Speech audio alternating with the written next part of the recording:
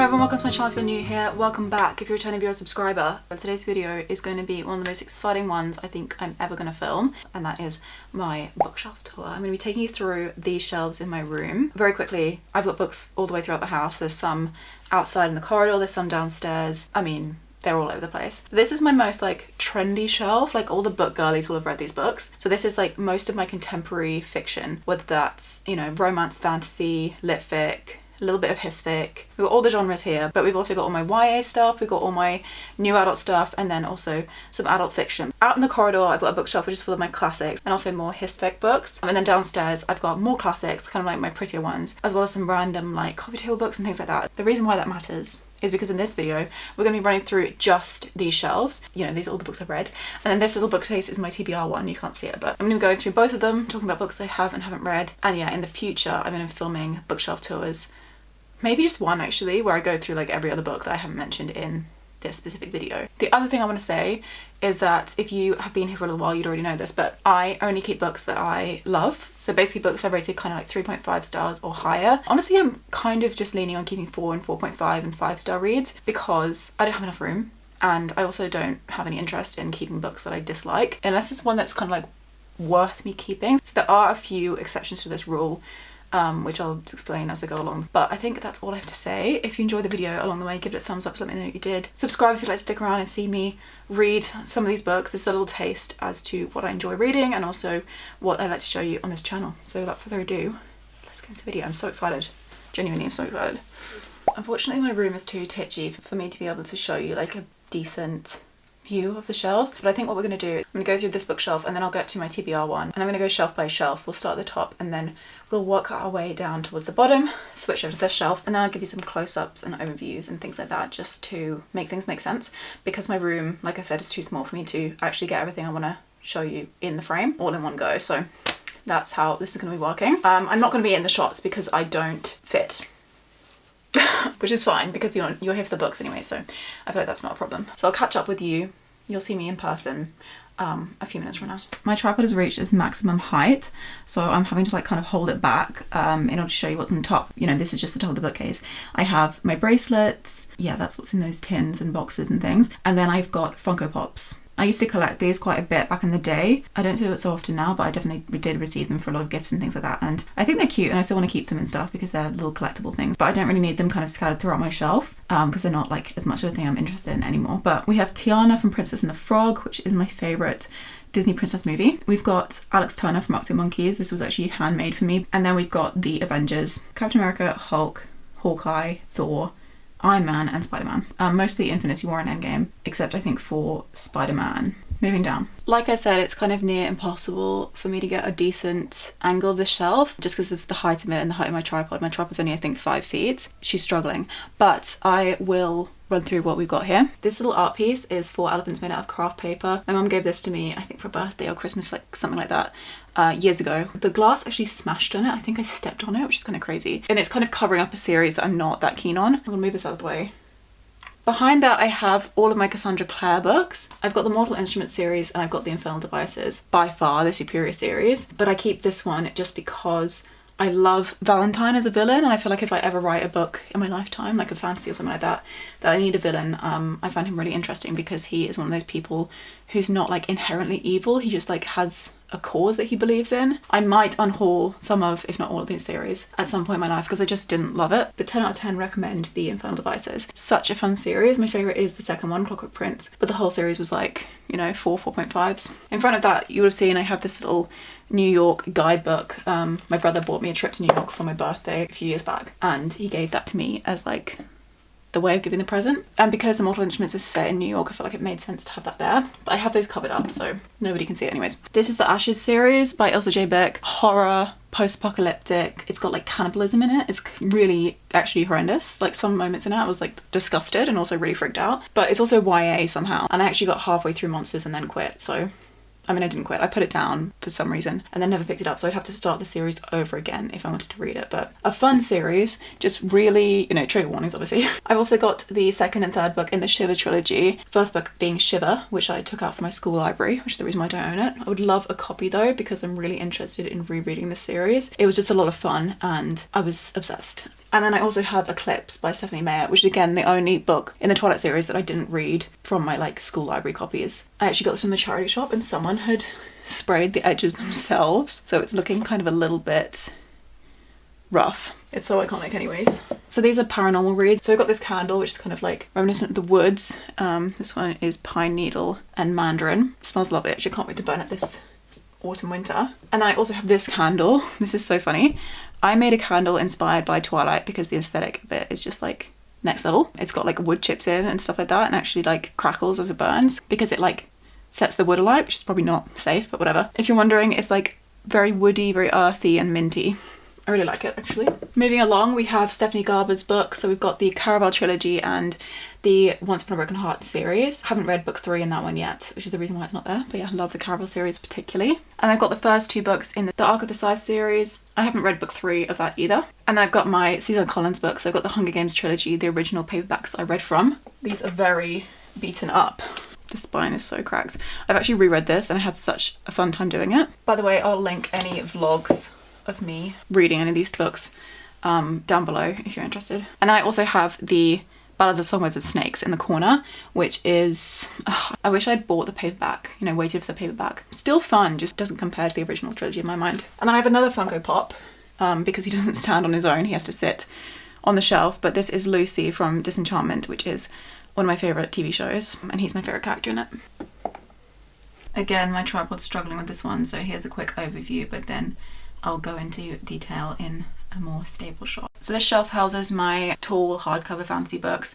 The one above was all YA, but this one is 50% YA and 50% adult. But yeah, we'll go through the trinkets first. So I've got 2 sweater weather candles, the kind of like medium jar and the little baby jar. And I've got this cherub sitting on top, lovely. I've got this tiny 5 centiliter bottle of vodka, which I actually bought on a trip I did with my besties from school, like after we graduated. I was gonna say when I was 17, that's illegal. Aside from that, I don't know why that's there, it's just fun and I can't get rid of it, it's just like a fun memory. Up here we have this little mouse.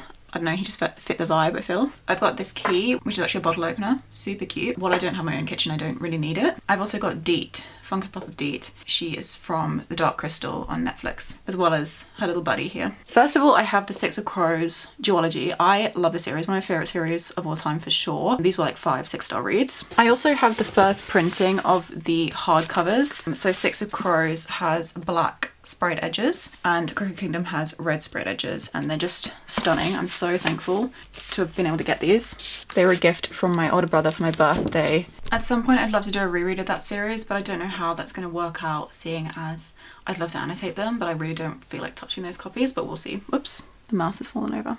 Right, then moving over, we have my entire Folk of the Air series. This is one of my favourite series of all time as well. We have the original trilogy and then we have the little short story collection. It's kind of like an art book, it's so beautiful. I also have this pin, which I got as like a pre-order incentive when I pre-ordered The Wicked King. And I've got the first book in the Stolen Air duology. Next to that series behind Deet, we have this book vase. I don't think there's anything in there actually, but on top of it I have put these little kind of like styrofoam mushrooms or toadstools. I think they're so precious and they obviously fit the vibe of Folk of the Air because it's very kind of magical and whimsical and fairy tale-esque. I don't know, it just makes me think of like oak leaves and magical woodland things. And then I have a couple of new adult books. So we've got the Fourth Wing series, the beginning of it. I'm actually in the middle of book 2 right now. I've also got the Seven Wings of Night. This is a recent 5-star read for me. Stunning, so good. I can't wait to continue the series. And then I've got the holiday edition of Fourth Wing as well as the regular UK hardcover. I bought this in Costco in the US actually. I know, it's really fun. It was kind of like an impulsive purchase. There's nothing special about this. It's got like 1 extra chapter and it's got black sprayed edges and this kind of red cover, but other than that, I don't know, it's such a cash grab I feel, but whatever. I might get rid of it at some point, but for now it's looking kind of pretty on my shelves. And then in the corner here I've got this little lava lamp, which actually you can shake and it goes all colourful and has hearts in. That was from like a Valentine's Day collection. I bought it for myself because I was indeed single. I thought it was cute, so why not? This is a little doll that my granny gave me. She actually has a note at the bottom of her. I've got this little Funko Pop mini one which came in like a Harry Potter advent calendar. I also forgot to say that behind How the King of Our Fame Learned to Hate Stories, I have my Grisha trilogy. Shadow and Bone was a really solid like 4.5 star read, and then the series just got progressively worse as we went throughout it. They're such beautiful books. I might unhaul these at some point, but right now, because they don't fit on the shelf, they're happy just hiding behind this beautiful book. Moving down, we have for sure one of my favourite ever shelves, and that is my Sarah J. Maas shelf. The ACOTAR series, the series in the middle here, is my favourite series of all time, and I can't wait to keep adding to it as I keep reading the Throne of Glass series. Yeah, so like I said, this is the first 4 books in the Throne of Glass series. Behind this candle from Bath & Body Works, and this little kind of like silver trinket. Books 1 and 2 were a gift from someone, and then the bottom 2 I bought for myself. I'm in the middle of Queen of Shadows and loving that. But yeah, these are all American editions, the US paperbacks, the new ones, and I love them. I prefer them so much more over the UK covers. It means that I have to get them in America or pay a lot of money here, so I'm slowly collecting the series, and I can't wait to have it complete one day. On top of that, I have this little dragon. There's such a gargoyle which you can find sitting on a building in Oxford. I thought he's really precious, and he reminds me of Abraxas, so that's the reason why he's there. This is my excessive ACOTAR collection. I have the original UK paperbacks and the new UK paperbacks. So yeah, I read the books in the original UK paperbacks, and then I wanted the new ones to annotate on a reread. I bought myself this one, and then Lucy very kindly gifted me books 2, 3 and a little novella for my birthday this year. I'm not going to touch the reread, like even think about that, until I have finished Throne of Glass, but it's there for whenever I want to. I'm so excited to do so. It's just the series of my heart. I love everything about it. In front I have another little pre-order incentive, this pin. That's the one I got for pre-ordering A Court of Frost and Starlight. And then next to those I actually have the collector's edition of A Court of Thorns and Roses. This is beautiful. This was a Christmas gift from my mum one year. It has this beautiful slipcase, and then the book itself is just like beyond. Like, look at this. So incredible. It's got really fun end papers. Also these really beautiful kind of like chapter headers and like to the tops of the pages and stuff like that. I'm not going to read from this copy, but it's such a nice thing to have when it is my favourite series, like I've said. I'd love to have that on display, but I just don't have the room for it right now. A Court of Silver Flames. I don't like this book. Unpopular opinion, but it's by far my least favourite in the ACOTAR world. These books are all like 6-star reads. Even this one was a 5 from me, but this was like a 2.5. I would love to have the paperback, but I've already annotated the hardcover because I pre-ordered it. And again, I got this little pre-order incentive pin, which is fun, but you know, I think I would have rather just had the paperback. I have this little dragon that was also gifted, and then these 3 books are the Crescent City series. I've read this one, that was a 4-star. This one I'm in the middle of. I'm absolutely taking my time with it. Like, I need to get a move on because I want to finish it before the end of the year. And I just recently bought House of Flame and Shadow like a month ago or something. This would have to be one of my favourite shelves. This is non-fic, litfic and hisfic all rolled into one. I love this. This is like, litfic is my favourite genre, and I'm also finding such an enjoyment in reading non-fiction books. So this is just like, this brings me so much joy, this shelf. It's kind of all over the place because of the colours, but I love how bright it is, and I'm really excited to talk you through it. The little purple vase was a gift, but I believe that was from Tiger. And then the little bunny is the Jellycat actually. She was a collaboration with Liberty of London. My window's right next to us, so sorry if the lighting goes a bit all over the place as I kind of get in the way of it, but it's non-fiction up to this book here. But we've got this book I love. This is like a memoir of Gordon Raphael, who produced some of the Strokes albums. A memoir about living in Paris. That's actually really good if you're considering living there. It's not romanticizing the place at all. It's very kind of real, but also this one had an incredible career in fashion, so again, highly recommend. I've got my Deborah Levy books.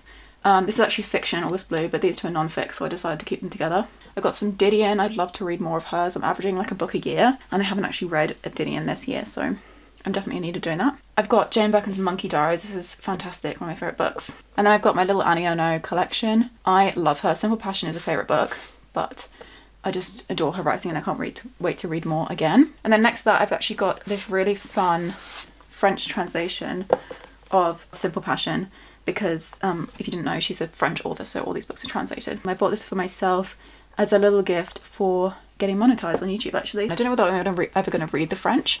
That would be a dream, but it's very fun to own. And then from there we have a bunch of litfic.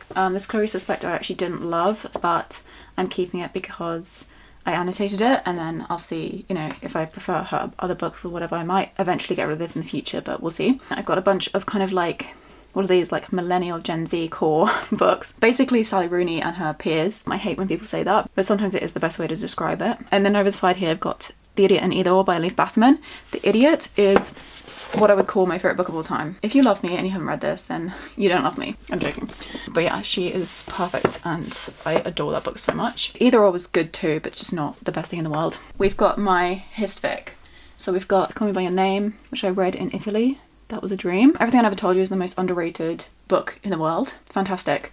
I don't talk about it enough, but I definitely should because it was incredible. The audiobook was great as well, but I'm definitely due a reread. Velvet Was the Night is a fantastic, like 1970s Mexican, what is it, like a noir. That was so fun. I actually bought that for someone and then that person bought it for me too, so we buddy read it together. It was such a soft thing to do.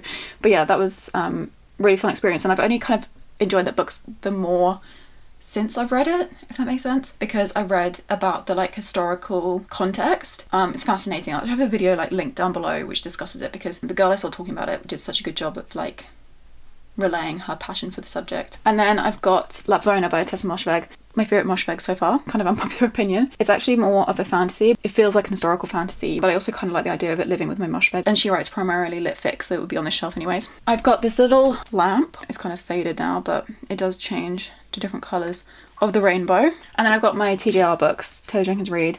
My favourites are Malibu Rising and Evelyn Hugo. These are all his fic, and then this one is not, but I wanted it to live with hers. And then this is a piece of volcanic rock, which I actually found washed up on a beach in Cyprus, and it's the most beautiful kind of sculptural piece of art. I love it so much. Alright, this shelf is my romance bookshelf.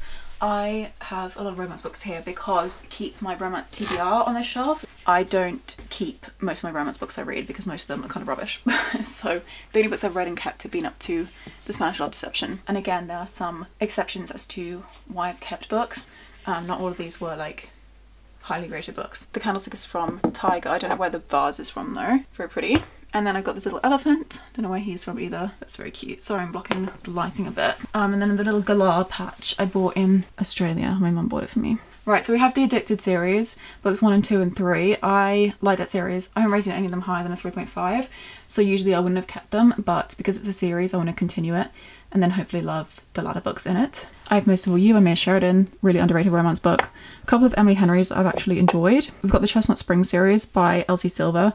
I loved Flawless. Heartless was kind of mid, but I'm keeping it because of Flawless. And again, with the Rebel Blue Ranch series, Done and Dusted was mid, or it was kind of bad actually. And then Swift and Saddled was like a 4.5 star read. It Happened One Summer was like a 3.5, but it was kind of like just clinging on to me keeping it. But I might unhaul it eventually, like later down the line. And then The Spanish Love Deception was a 1.5 star read. This is truly one of the worst books I've read in my life. I annotated it because I was really enjoying it to begin with. And then all these green tabs and me kind of hating on it. So it's kind of a meme. I will probably unhaul this at some point, but I'm not sure when because I don't know, she's such an iconic book. That book was so bad. Oh my gosh. I'm sorry if you like it, but I couldn't understand. The lighting here is so dodgy, so I'm doing the best I can, but the tripod is actually blocking the lights. These are all romance TBR. Abby Jimenez, Hannah Bonham Young, some TJR. These were gifts as well. This was a gift, this was a gift, this was a gift, this was a gift. I do have a question about A Thousand Boy Kisses though. I was in the bookshop the other day, sitting in the cafe. This girl working in the cafe spoiled the entire plot of this book. And I mean the entire plot. Not just like the tragic thing that happens, because this is a sad book, but like every single part of the book. So my question is, should I bother reading it or should I unhaul it? Because I know everything that happens, but like, is it still worth the read? Let me know. So I'm Mariana Zapata, I've never read anything from her before, and I've also got Archer's Voice. This is the rest of the Chestnut Spring series. I've got Wild Love by Elsie Silver, a new series of hers. That was gifted, and then I've got Things We Never Got Over, and then these two ones were gifted as well. I don't think I'm going to enjoy this series, but I feel like I'll just give book one a go, and then if I hate it, then I can unhaul the whole thing, but if not, I've got the whole series to go into. This owl, by the way, he is a weirdo. Bought him in the Isle of Wight. I thought he was so weird and cute and perfect, like in the most unique way, and he's the love of my life. He just kind of stare at you though. And then this is just a paperweight. I have no idea how I'm meant to show you the shelf, but yeah, this is the one at the bottom of the bookcase. This is 50% Harry Potter books, and then we've also got like a bunch of fantasy in the corner here, mostly YA as well. We've had to pull out the big guns, and what I mean by big guns is the tiny baby itty bitty 3-inch tripod that can barely support the weight of this camera. But she's gonna have to be doing her thing. Everyone wish her luck. So like I said, this is the Harry Potter shelf. So I have the original US hardcovers here. I've collected them in the charity shop over the years. Fantastic Beasts screenplay and the Harry Potter and the Cursed Child screenplay. I haven't read either of those. They were both gifted to me. And I've got some Funko Pops. I've got Sirius Black. We've got Who is this? Crookshanks. This one is in the advent calendar, like I mentioned earlier. I've got Harry, and then I've also got Hedwig. I have to hold my tripod, so sorry if it's really shaky. This leaky cauldron has Diagon Alley on the back.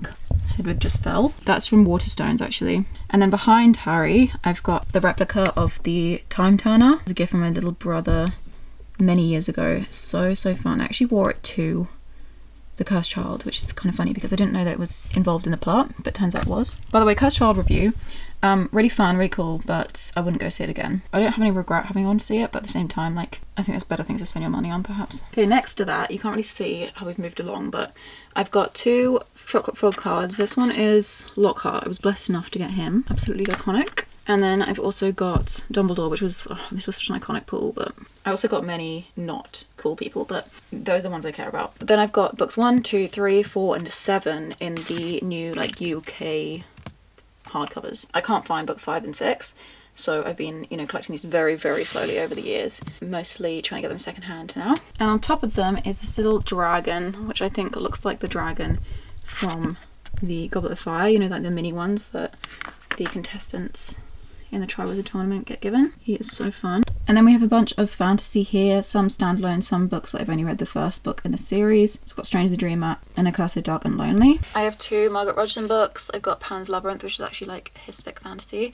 and so is Fawkes. Fawkes is one of my favourite books of all time, Guy Fawkes retelling. This is The Savage Song by V. Schwab, The Last Wish by Andrzej Sapkowski, which is the first Witcher book, and then I've got The Wrath and the Dawn and this book that I read when I was a kid, The Black Hope Enigma. Incredible. The most fantastic, like, kind of middle grade book. Yeah, and then I've also got my little chocolate frog box with some other cards in it. I thought that while we're doing these kind of funky angles, it might be better for me to film from bottom to top on the little TBR bookshelf. So that is what I'm going to do now. I've also got my Bible and my devotional because I'm just grabbing for them all the time, but I don't want them on my bedside table because they take up too much room. And I've got this candle. This is the Voluspa Baltic Amber candle. It smells heavenly. So good.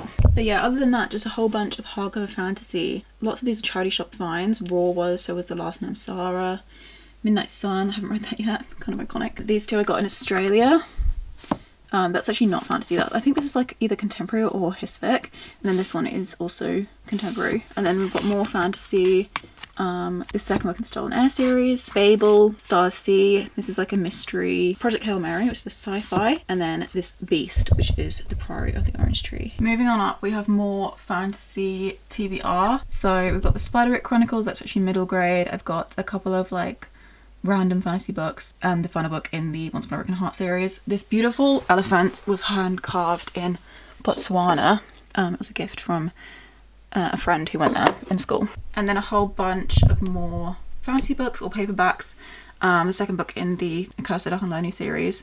First book in King of Scars, which will follow on from the Grisha trilogy. We've got the first 3 books in the Graceling series. Greek myth retelling, or like, I know, I think it's actually set in Rome. And it's like historical fiction. If We Were Villains by Emma Rio is like a dark academia mystery book. And then These Hollow Vows, which I've heard is similar to Akatar, so I can't wait to read that as well. And in the corner, I've got the rest of the Arc of the Scythe series. So we've got the Toll, and then their little prequel, like, short story collection, Gleanings. Okay, we're getting some better angles here, but this is all kind of like hisfic, litfic. This is like a stack of my notebooks, so I guess we'll start here.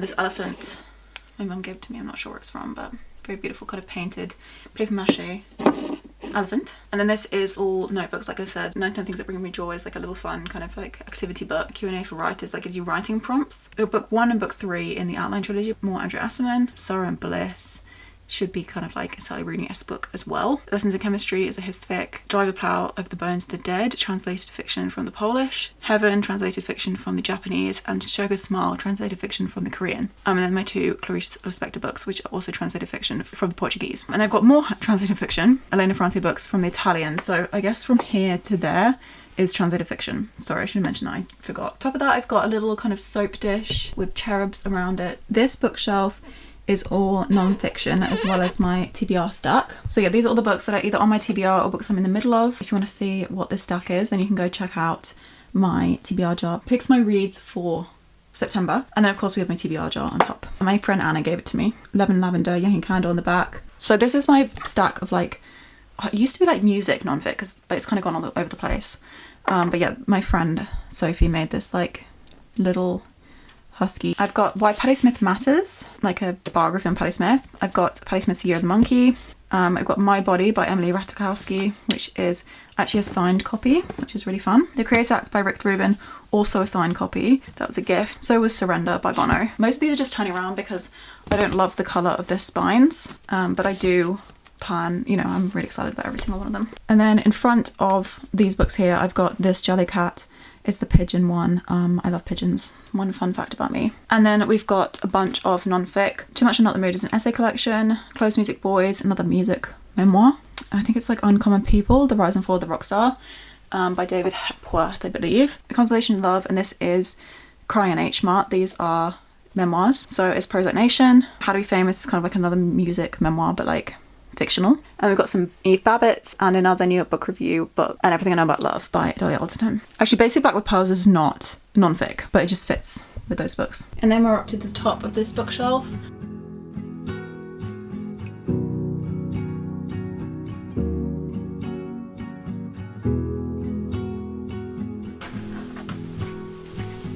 But yeah, those are my bookshelves, there you have it. I hope you enjoyed this video. If you did, like I said, give it a thumbs up to let me know you did. I have filmed a video where I reorganised my shelves. I think it might have been last year, but I've never kind of gone through every single section and everything like that in one video. I feel like this is strangely such a personal thing. The reason why I thought I'd share them with you now is because I'm actually considering like switching up my shelves completely. I wanted to kind of like, what's the word, immortalise them in a video. Just, you know, remember this time in my life when they looked like this. But yeah, I'm really excited to change how things are, maybe switch out some of the trinkets and stuff like that. Thank you so much for watching the video. Thank you so much for being here. Sending my love to you from here to wherever you may be in the world. I post videos every single Wednesday and Saturday, so I'll see you very, very soon in a couple of days for another one. Bye bye.